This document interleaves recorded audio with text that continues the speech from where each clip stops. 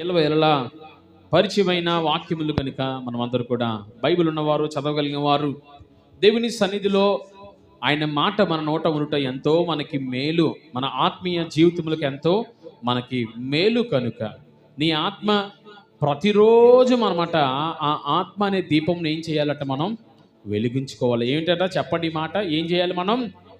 అందరూ కూడా చెప్పాలి. ఏం చేయాలి మనం? వెలిగించుకోవాలి. ఈ మాట చెప్పాలి అందరూ కూడా. ఏం చేయాలి మనం? వెలిగించుకోవాలి. ఎలాగ వెలిగించుకోవాలి?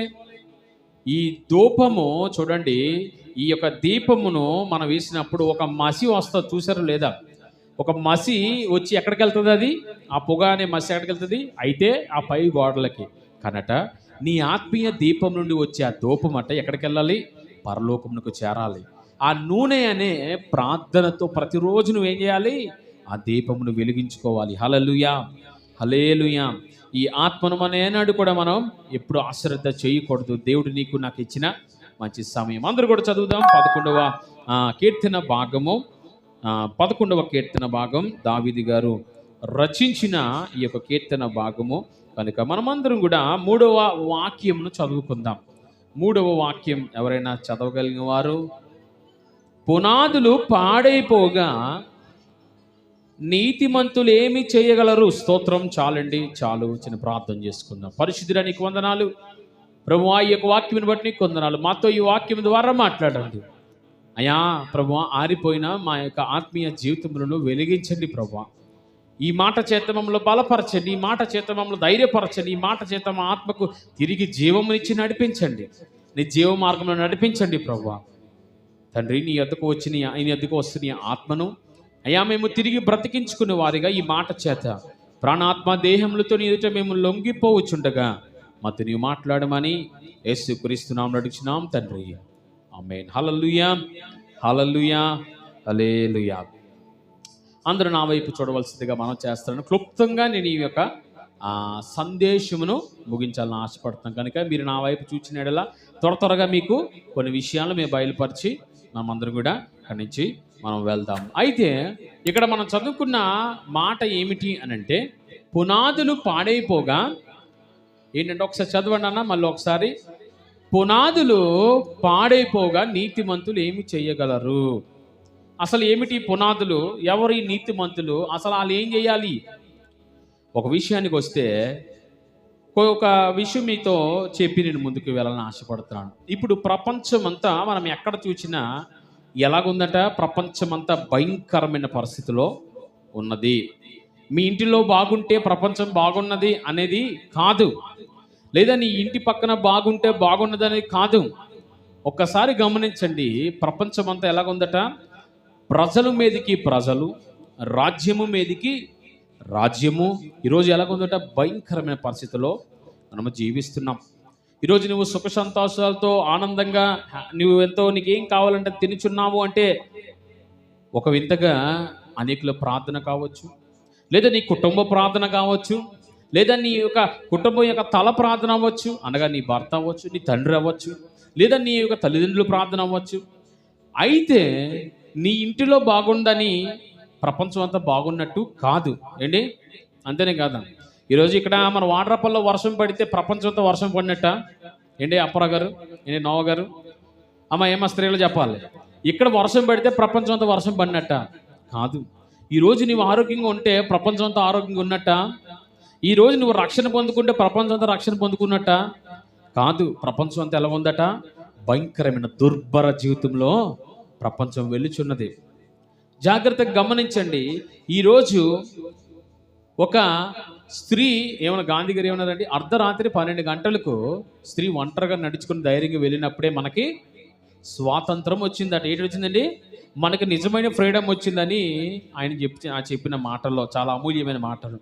ఈరోజు మనం గమనించినట్లయితే 78వ స్వాతంత్ర దినోత్సవం మనం జరుపుకున్నాం, కానీ నిజముగా మనకి ఏ స్వాతంత్రం మనకి లేదు. ఇటు క్రైస్తవ్యంలో కూడా స్వాతంత్రం లేదట. ఎందుకో తెలుసా? మన ఆత్మలో అందుకేటంట క్రీస్తులో మీకు ఏం కలుగుతుంది? స్వాతంత్రము. ఎప్పుడైతే నువ్వు సత్యమును అంగీకరించావో నీకేం కలుగుతుందట? సత్యమే మిమ్మల్ని స్వాతంత్రంగా చేయను. ఈరోజు చాలామంది గమనించండి, ప్రపంచం అంతా ఎలాగ ఉంది కదా, నాకేమిటి, నేను బాగున్నాను కదా, వద్దొద్దు. మనము కూడా స్వాతంత్రం మనకు కలగలేదు. ఎందుకునంటే ప్రపంచం అంతా భయంకరమైన పరిస్థితులు. ఈరోజు మనం కూడా వారితో పాటు జీవిస్తున్నాం. ఈరోజు ఒక స్త్రీ ఒంటరిగా, అనగా తన యొక్క పరిస్థితులను బట్టి ఒంటరిగా నడిచి వెళ్ళలేని పరిస్థితి.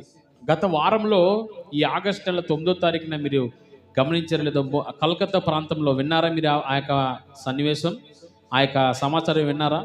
ఒక ప్రాణాలు కాపాడే ఒక డాక్టర్ ఏం చేశారండి, ఒకడు భయంకరంగా ఆమెను మానభంగం చేసి ఆమెను చంపి, ఆమెను భయంకరంగా హింసించి ఆమెను చంపి ఆ యొక్క ఎముకలు విరిచేసి చాలా భయంకరమైన ఒక ఆ సిచ్యువేషన్ మనం చూస్తున్నాం.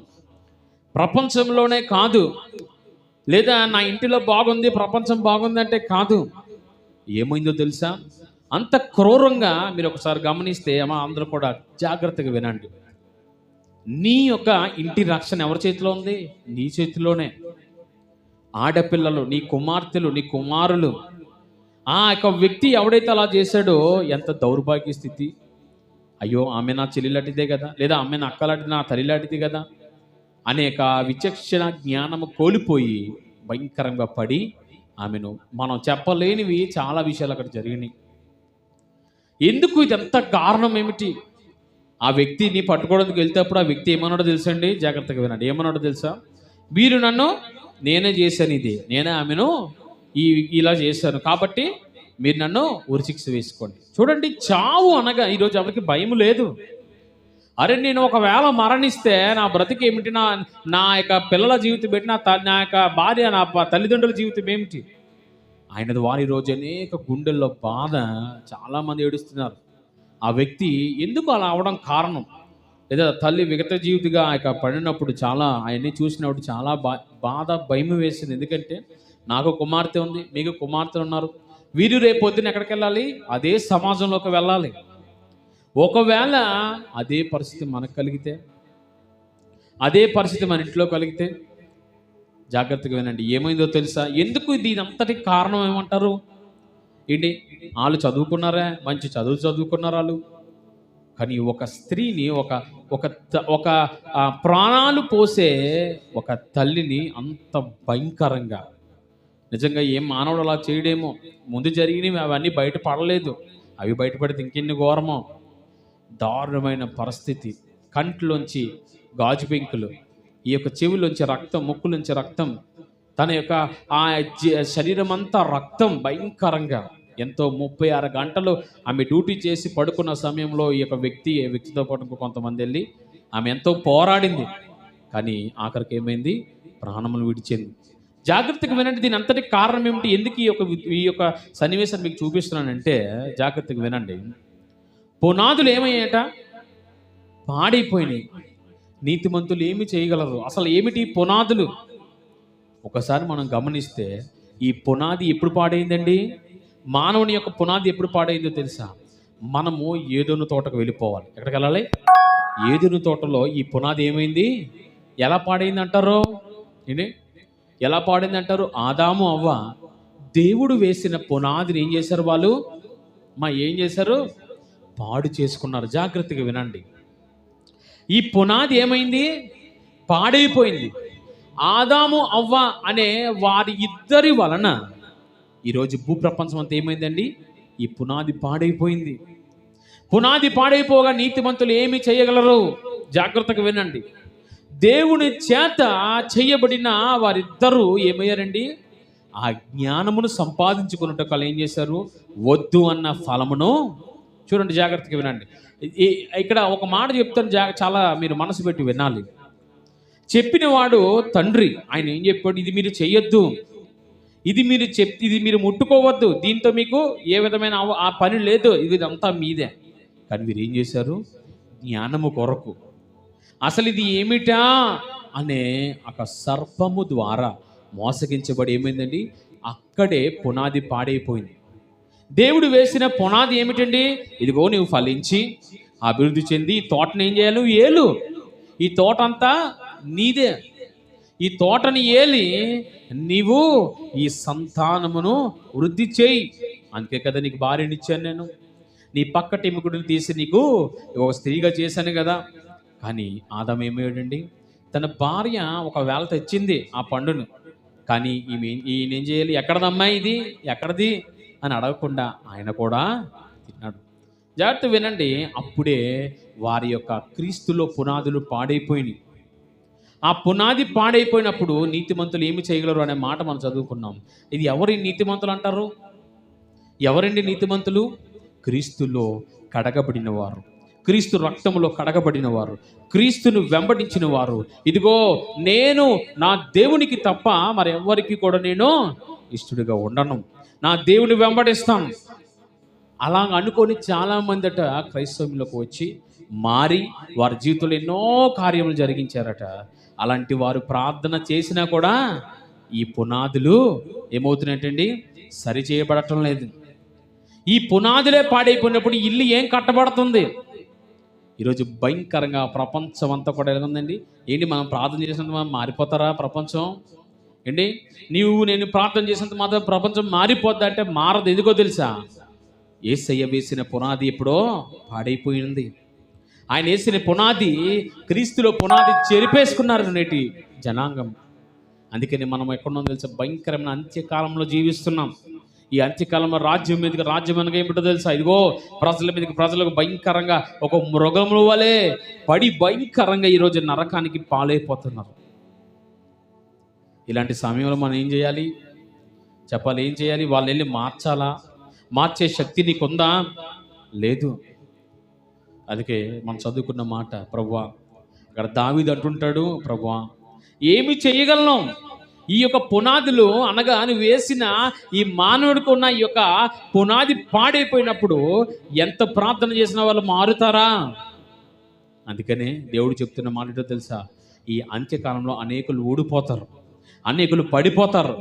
ఆయన రాజ్యం కొరకు సిద్ధపరిచిన వారు మాత్రం నిలబడతారంట. వారు అందులో నీవు నేను ఉన్నాము లేదో ఒక్కసారి మనం చెక్ చేసుకోవాలి. మన పునాది ఏ విధముగా ఉన్నది? గత వారం చెప్పినట్టు మనం ఈ పునాది సరిగా లేకపోతే ఇల్లు కట్టబడదట. ఈ పునాది సరిగా లేకపోతే మనం ఎంత ప్రయాసపడినా దాన్ని కట్టువాడి ప్రయాస వ్యర్థమే. కట్టించవలసింది ఎవరట? యేసయ్య కట్టించాలి. యేసయ్య విసిరి పునాది ఏమైంది? ఈరోజు పాడైపోయినది. అందుకనే మనం ఎంత ప్రార్థించినప్పటికీ ఏమైనా మారుతున్నాయా? ఏమైనా పరిస్థితులు, ఈ మానభంగాలు, హత్యలు, చావులు ఏమైనా మానుతున్నాయా? మరి నువ్వేం చేయాలి? వారి కొరకు ప్రార్థన చేయాలంటే చేసినప్పటికీ కూడా మారలేని పరిస్థితి. కానీ నీకంటూ దేవుడు కుటుంబాన్ని ఇచ్చాడు. జాగ్రత్తగా వినండి అమ్మా, నీ కుటుంబాన్ని దేవుడు నీకు ఇచ్చాడు. ఆ పునాది నువ్వు వేయి. హల్లెలూయా, హల్లెలూయా. దేవుడు నీకు ఇచ్చిన పునాది ఏమిటి? దేవుడు నీకు ఇచ్చిన కుటుంబం ఏమిటో తెలుసా? వారిని క్రీస్తులో నీవు ఎదిగించాలి. క్రీస్తులో నీవు వారికి ఏం చేయాలి? పునాది వేయాలి. క్రీస్తు అనే బండ మీద నీ యొక్క ఇల్లుని నీవు కట్టుకోవాలి. దేవుడు నీకు ఇచ్చిన నీ కుటుంబం, వారి జీవితంలో క్రీస్తు అనే పునాది నీవు వెయ్యాలి. ఎందుకో తెలుసా? ఒకవేళ నీ కుమార్తె విషయంలో, నీ కుమారుడి విషయంలో, నీ భర్త విషయంలో, నీ భార్య విషయంలో, నీ కుటుంబం విషయంలో సరి అయిన పునాది లేని ఎడల క్రీస్తులో అది పాడైపోతే నువ్వు ఎంత ప్రార్థన చేసినా వ్యర్థమైన సెలవిస్తున్న లేఖన భాగం. నువ్వు ఎంత ప్రార్థన చేసినా మారని పరిస్థితులు ఎందుకు వస్తున్నాయి? అక్కడ పునాది ఏమైందట? ఏమైందండి? పునాది పాడైపోయింది. ఎందుకు నాకు ఈ కష్టాలు, ఎందుకు నాకు ఈ బాధలు, ఎందుకు నాకు ఇగో నా గత చాలా ఘోరమైన పరిస్థితి.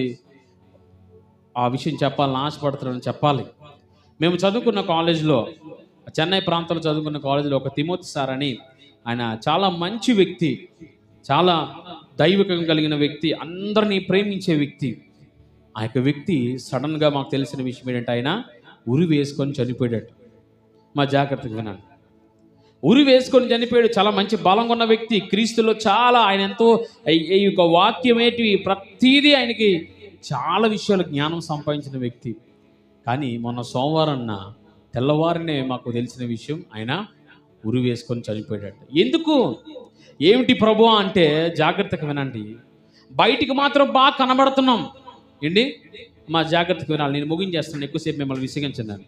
బయటికి ఎలా కనబడుతున్నాం? ఏంటి అమ్మా, ఇక్కడ ఉన్న పురుషులు స్త్రీలు దయచేసి మీరు శ్రద్ధగా వినండి. ఎలా కనబడుతున్నాం బయటికి? భక్తి పరుల వల్లే, చాలా నీతిమంతులు కనబడుతున్నాం. కానీ మన పునాదులు ఏమవుతున్నాయంటండి? ఏమవుతున్నాయట? ఈ పునాది పాడైతే ఇల్లు నిలబడుతుందా? ఏంటి?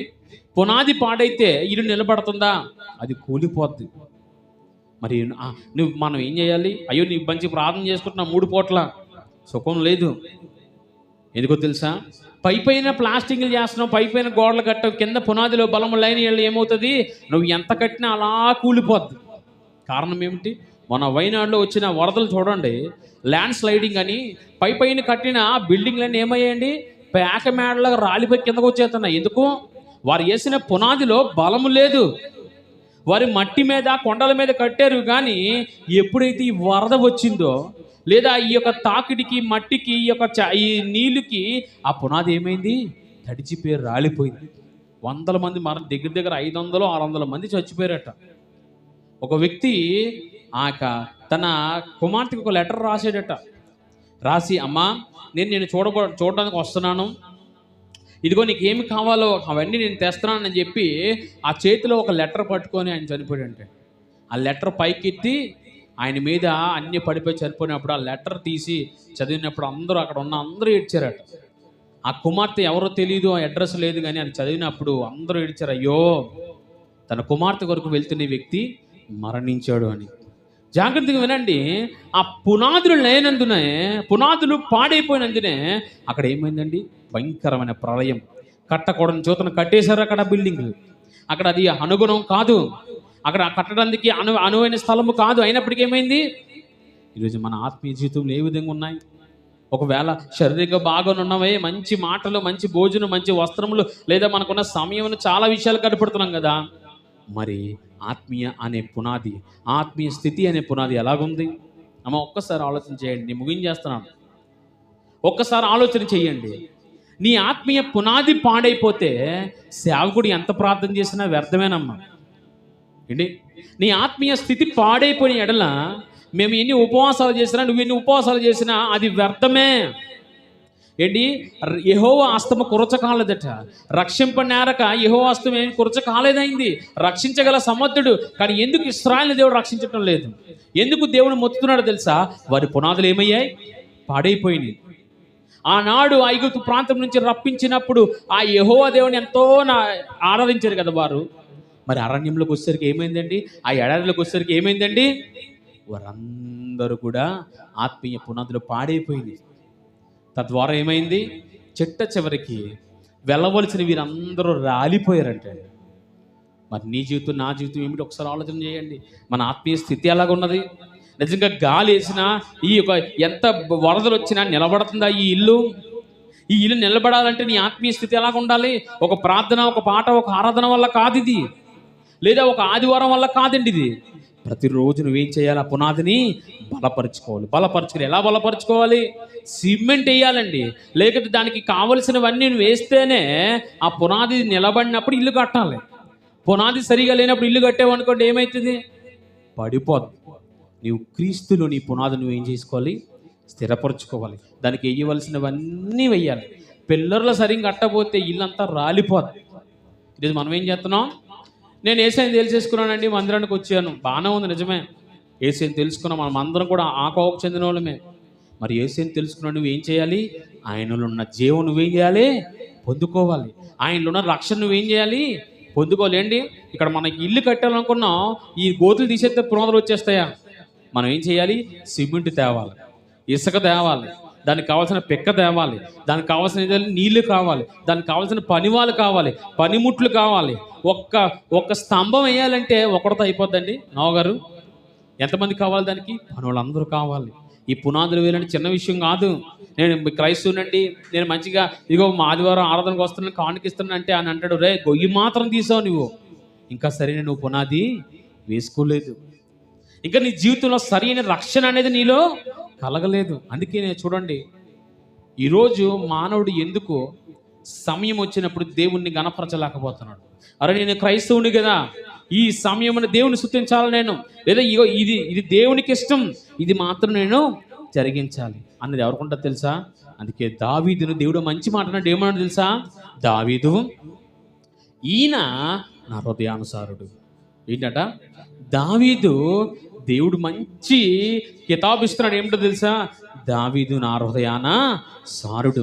నేను ఏమనుకుంటున్నానో, నేను ఏదైతే ఆలోచిస్తానో ఆయన అక్కడ అది జరిగిస్తున్నాడు. ఎప్పుడు వస్తుందండి అలాగా? అరే ఇది నా దేవుడికి ఇది మంచిది కాదు, ఇది ఆయనకి వ్యతిరేకమైందని ఎప్పుడు మనం గ్రహింపు వస్తుందో తెలుసా? నీ పునాది బలంగా ఉన్నప్పుడు. చప్పట్లు కొడుతూ దేవుణ్ణి స్తుతిద్దాం. హల్లెలూయా, హల్లెలూయా.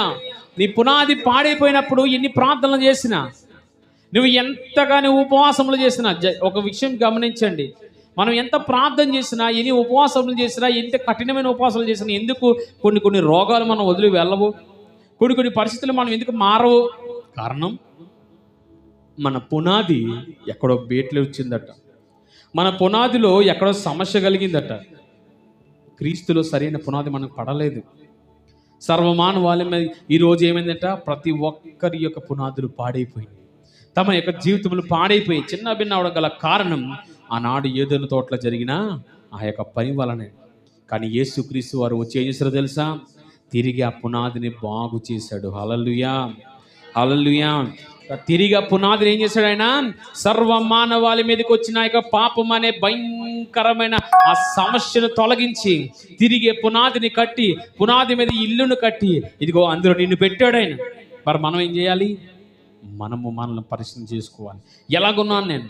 నిజంగా నా యేసయ్య వేసిన పునాదులను నడుస్తున్నానా, లేదా ఆయన ఇచ్చిన రక్షణలో నడుస్తున్నానా, ఆయన ఇచ్చిన ఇదిగో ఆ కృపలో నడుస్తున్నానా? మనం పరిశీలన చేసుకుని ఏం చేయాలి? ఎక్కడికి వెళ్ళినా. అందుకనే చూడండి, మందిరంలో ఉన్నప్పుడే క్రైస్తవులు కాదా, బయటికి వెళ్ళినప్పుడు కూడా అయ్యో నేను వెళ్తున్నా, ఇక్కడ నా దేవునికి మహిమ ఉండాలి. ఒకవేళ లేదా మనం మౌనమైపోవాలి తప్ప ఎట్టి పరిస్థితుల్లో మనము ఈ మన ఎవరో నాగమణి గారు మొన్న ఫోన్ చేశారు పెళ్ళికి ముందు. ఆడు మంచి మాట చెప్పింది, నాకు సంతోషపడ్డాను. అయ్యా ఇలాగ పెళ్ళికి వెళ్తున్నాను, మీరు కూడా రావాలయ్యా అంటే, అమ్మమ్మ నేను రాలేను, నేను వేరే ఊరు వెళ్తున్నాను అన్నప్పుడు ఆమె అన్నది, పాస్టర్ గారు ప్రార్థన చేయండి, వాళ్ళు అక్కడ జరిగిన కార్యంలో నేను ఎందులోనూ కూడా వెళ్ళకూడదు కనుక నేను ఆవిడ అన్న మంచి మాట, అందులోంచి నేను తొలగిపోవాలండి, అక్కడికి నేను వెళ్ళకుండా ప్రార్థన చేయండి అన్నారు. చాలా సంతోషం అమ్మ, దేవుడు అలాగే నీకు జరుగును గాక. ఎందుకునంటే దేవుడు నీకు ఇచ్చిన ఈ యొక్క ఇల్లు నువ్వు కాపాడుకోవాలి. ఎన్నో గాలి తుఫాన్లు వస్తాయి, ఎన్నో భయంకరమైన సమస్యలు వస్తాయి. చిన్న ఉదాహరణ అంతే, ఆమె నాకు చెప్పిన మాట మీకు నేను తెలియజేస్తున్నాను. ఒకవేళ అటువంటి పరిస్థితులు వచ్చినప్పుడు మనం ఏం చేయాలి? మనం ముందుకు వెళ్ళిపోకూడదు, వాళ్ళతో పాటు మనం ఏం చేయాలట? నిలబడాలి. కష్టమైనా పర్లే, నష్టమైన పర్లే, నీ పరువు పోయినా పర్లే, నీ డబ్బు పోయినా పర్లే, కానీ నువ్వు క్రీస్తు కొరకు నిలబడ్డావు కనుక ఆ ఒకానొక దినాన్ని ఆయనట కోట్లాది మంది నిన్ను పిలిచి, బలా నమ్మకమైన మంచి దాసుడా, నీవు నన్ను అనేకుల మధ్య నువ్వు ఒప్పుకున్నావు కనుక ఇదిగో వీళ్ళందరి ముందు నేను ఒప్పుకుంటున్నాను, నీవు నా ప్రియ కుమారుడివి. చప్పట్లు కొడుతూ దేవుని స్తుతిద్దాం. హల్లెలూయా, హల్లెలూయా. పాడైపోయిన ఈ పునాదిని బాగు చేయటకు వచ్చిన వాడు ఎవరో? యేసుక్రీస్తు ప్రభువారు. మరి నువ్వు నమ్ముకో, యేసుక్రీస్తుని తెలుసుకున్నా నీవు, నీ పునాది ఏమవుతుంది అంటే? పాడైపోయిన పునాది మళ్ళీ తిరిగి ప్రారంభమవుతుంది. ఎప్పుడైతే బాగుపడిందో అప్పుడట నీ ఇంట్లో ఏమి వినబడతాయో తెలుసా? నీతిమంతుని ఇంట్లో రక్షణ సునాదాలు వినబడతాయి. హల్లెలూయా, హల్లెలూయా, హల్లెలూయా. నీ ఇంటిలోంచి పాటలు వినబడాలి. ఏంటి? నీ ఇంట్లోంచి ఏం వినబడాలి? వాక్యం వినబడాలి. నీ ఇంట్లోంచి ఏం వినబడాలి? అనేక జనాంగానికి రక్షణ వార్త వినబడాలి. ఈ యొక్క రక్షణ వార్త నీ ఇంట్లోంచి వినబడితే ఆ ఇల్లు ధన్యమైనది. హల్లెలూయా, హల్లెలూయా. అప్పుడు నీ జీవితం ద్వారా క్రీస్తును ప్రకటించేవాడిగా ఉంటావు నీవు. ఒకవేళ మనం ఈ లోకానికి లోబడిపోయి, లేదా లోక విషయాలకి, బంధాలకి, బాంధవ్యాలకి, ప్రేమలకు లోబడిపోయి ఒకవేళ నీ పునాదిని బాగు చేసుకోకపోతే ఎంత ప్రార్థించినా మరణించిన తదుపరి మన పరిస్థితి ఏమవుదును? అందుకే దేవుడు నీకు నాకు ఇచ్చిన ఒక అవకాశం ఏంటో తెలుసా? ఇదిగో దీపం ఉండగానే ఇల్లు చక్కబెట్టుకో. ఈ ఆత్మీయ దీపం నువ్వేం చేయాలి? దినదినము చక్కబరుచుకోవాలి. ఇగో నాకై రానయ్యున్న యేసయ్య కొరకు నేను ఎదురు చూడాలి. ఎంతమంది ఇష్టపడుతున్నారు అలాగా? ఈరోజు నుంచి నా ఆత్మీయ స్థితి నేను బాగు చేసుకుంటానండి. నా మాట ఏంటి? నా మాట నా బ్రతుకును మార్చివేస్తుంది. ఎందుకంటే నోరు మంచిదైతే ఏమంటారు? ఊరు మంచిదవుతుంది. ఎందుకో నీ నోటిని నువ్వు బాగా కాచుకోవాలి. నీ నోటి ద్వారానే నీ ఆత్మీయ స్థితి ఎలాగుందో నీకు బయలుపరచబడుతుంది. నువ్వు నిత్యము దేవుని స్తుతించాలి. నిత్యము దేవుని నువ్వేం చేయాలి? నీ నోరు విప్పితే దేవుని కొరకే. నోరు విప్పితే నువ్వు ఎవరు స్తుతించాలి? దేవుని కొరకే. మీరు మంచి మంచి సాక్ష్యాలు ఉన్నాయి మేవన్నీ కూడా. సువార్తలు ఏమిటి చెప్తున్నా, ఆయన ఒకసారి ఎవరు నోవా గారు వెళ్తున్నప్పుడు బండి మీద, అయ్యా మేము సువార్త ప్రకటించాం, ఇటు స్త్రీలైతే ఏమిటి, మీ మంచి మంచి సువార్తలు ఉన్నాయి. ఎందుకు? ఇవన్నీ కూడా నీ పునాదికి సాదృశ్యం. నీ పునాది కానీ నువ్వు నిలబెట్టుకుంటే క్రీస్తులు నువ్వేమవుతావు తెలుసా? గొప్ప ఇల్లుగా తీర్చబడతావు. హల్లెలూయా, హల్లెలూయా. నేటి నుంచి మన ప్రార్థనలు ప్రారంభం అవ్వాలి. నీ కుటుంబాన్ని రక్షించే విధంగా నువ్వేం చేయాలి? నీ కొరకు, నీ కుటుంబం కొరకు, నీ కుటుంబ గృహము కొరకు, నీ ఆత్మీయ స్థితి కొరకు నువ్వు ప్రార్థన చేయాలి. ప్రతిదినము వారి కొరకు ఏం చేయాలి? ప్రార్థన. మా నాన్న ఉదయాన్నే లేచి 4 గంటలకి ఆ సమయంలో ప్రార్థన చేసినప్పుడు, ఎందుకు పడుకోవచ్చు, లేకపోతే 6 గంటల వరకు లేచి ఏం చేయొచ్చు, కానీ నీ ప్రార్థన నీ ఇంటిని రక్షిస్తుంది. భయంకరమైన పరిస్థితులు బయట ఉంటున్నాయి. నీ కుమార్తె కొరకు, నీ కుమారుడి కొరకు, నా చిన్న కుమార్తె కొరకు ప్రార్థన చేస్తున్నాను. ఎందుకో తెలుసా? ఎదగబోతుంది. ఆ సమయానికి ఎలాగుంటుందో దేశం తెలీదు, ప్రపంచం ఎలాగుంటుందో తెలీదు. నీవు క్రీస్తులు నీ పునాది బలపరచినట్లా దేవుడు నీ ఇంటిని కాపాడుతాడు. నీ ఇంటి ఎప్పుడైతే కాపాడబడుతుందో ఏ దుష్టుడు కూడా నీ కుమార్తెను కానీ నీ కుమారుని కానీ ముట్టలేడు. ఎందుకో తెలుసా? నేను యేసుక్రీస్తు రక్తము క్రింద ఉన్నాను. చప్పట్లు కొడదాం అందరూ కూడా. యేసుక్రీస్తు రక్తం క్రింద ఉన్న వారందరినీ దేవుడు కాపాడుతున్నాడు. ఇది నిజం. మరి ఆయన రక్తంలో లేకపోతే నిజంగా దెబ్బలు తగలొచ్చేమో. అంటే ఆయన స్వార్థపరుడా? కాదండి. ఆయన ఒకటే మాట్లాడు, ప్రయాసపడి భారం మోయిచున్న సమస్త జనులను నా యొద్దకు రమ్మంటున్నాడు. ఎందుకో తెలుసా? ఇదిగో భయంకరమైన పరిస్థితులు బయట ఉన్నాయి. నీచులు బయట తిరుగుతున్నారు, భయంకరమైన దుర్మార్గులు తిరుగుతున్నారండి. నీ పిల్లల్ని ఎత్తుకుపోవాలనా భయంకరంగా ఈరోజు సాతానుడు గర్జించు సింహము వలె వీధుల్లో సంచరిస్తున్నాడు. నీ యొక్క కిటికీలు ఎక్కుతుందట మరణము. ఎందుకు? నీ పిల్లలను నిన్ను మింగివేయాలని. మరి నువ్వేం చేయాలి? మరి నేనేం చేయాలి అంటే తినేసి పడుకోమంటారా? లేకపోతే తినేసి ఎంజాయ్ చేయమంటారా? కాదు కాదు కాదు. నువ్వు వేక్కునే మీరు చేయవలసిన పని ఏంటో తెలుసా? మీ కుమార్తె కుమారులపైన మీరు ఏం చేయాలి? చెయ్యి ఉంచి ప్రార్థన చేయాలి. ఏం చేయాలండి? వాళ్ళు పెద్దోళ్ళైనా చిన్నోళ్ళైనా నువ్వేం చేయాలి? వారి కొరకు చెయ్యెత్తి ప్రార్థన చేయాలి. ప్రభువా, ఇదిగో నేను ఎప్పటికీ కూడా ఎక్కడికి వెళ్ళినా సరే నాతో ప్రార్థన చేయించుకొని నేను వెళ్తాను. మన దినాన్న ఒక వివాహం కొరకు వెళ్ళినప్పుడు ప్రతి విషయంలో కూడా ఈ వివాహమైనా కాదు, ప్రయాణమైనా కాదు, ఎక్కడికి వచ్చినప్పుడు వెళ్ళినప్పుడు అన్ని ప్రార్థన. ఎందుకో తెలుసా? నీ ప్రార్థన నీ ఇంటిని రక్షిస్తుంది. హల్లెలూయా, హల్లెలూయా. తిరిగి మళ్ళా మన పునాదులు బాగు చేసుకుందాం. యేసుక్రీస్తు అనే ఆయన మనకు తోడుగా ఉన్నాడు. ఆయనే మనకు అన్ని సమకూరుస్తున్నాడు. నీ పునాదిని బాగు చేసుకొని మన ఇంటిని కట్టుకొని పరలోకానికి మనం వెళ్ళిపోతాం. అందరూ కూడా మోకరిద్దాం, ప్రార్థన చేసుకుందాం.